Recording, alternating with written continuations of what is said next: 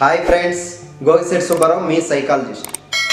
ఇవాళ మనం చెప్పుకునే టాపిక్ 90% వచ్చినోడు ఇంటెలిజెంట్ అని, 60% వచ్చినోడు డల్ అని మనం మన సమాజంలో ఒక బ్యాడ్ ప్రోపగండా, ఒక మిత్ అనేది చలామణి అవుతుందన్నమాట.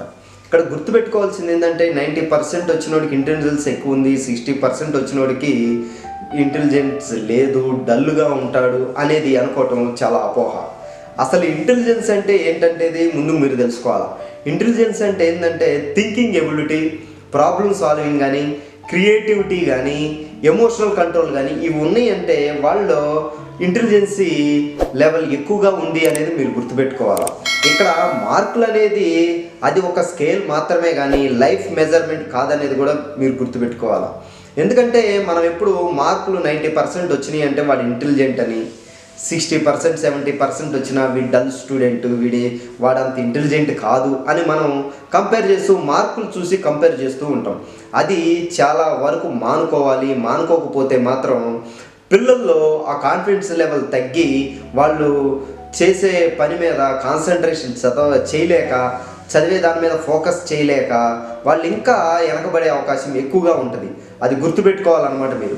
ఎందుకంటే ఇంటెలిజెన్సీ అంటే ఏదో మార్కులు ఒకటే కొలమానం కాదు. మనం రియల్ లైఫ్లో ఎలా లీడ్ చేస్తున్నాం, ఎలా జీవిస్తున్నాం అనేది కూడా, ప్రాబ్లమ్ సాల్వింగ్ దగ్గర ఎలా మనం నాలెడ్జ్ని ఇంప్రూవ్ చేస్తున్నాం, ఎలా ఆలోచిస్తున్నాము, క్రియేటివిటీ పైన ఎలా ఆలోచిస్తున్నాము, ఎమోషనల్ కంట్రోల్ ఎలా చేస్తున్నాము, మన ఎమోషన్ మనం ఎలా కంట్రోల్ చేసుకుంటున్నాం, ఏ సందర్భంలో ఎలా కంట్రోల్ చేసుకుని ఎలా హెల్దీగా ఉండగలుగుతున్నాం, ఎమోషనల్ కంట్రోల్ చేసుకుని ఎమోషనల్ బ్యాలెన్స్గా ఉండి అనేది ఎవరైతే ఆ ఎమోషనల్ కంట్రోల్, ప్రాబ్లమ్ సాల్వింగ్ కానీ, క్రియేటివిటీలో కానీ, థింకింగ్లో కానీ డిఫరెంట్గా ఆలోచిస్తూ ఉంటారో వాళ్ళల్లో ఇంటెలిజెన్స్ ఎక్కువగా ఉంటుంది అనేది గుర్తుపెట్టుకోవాలి.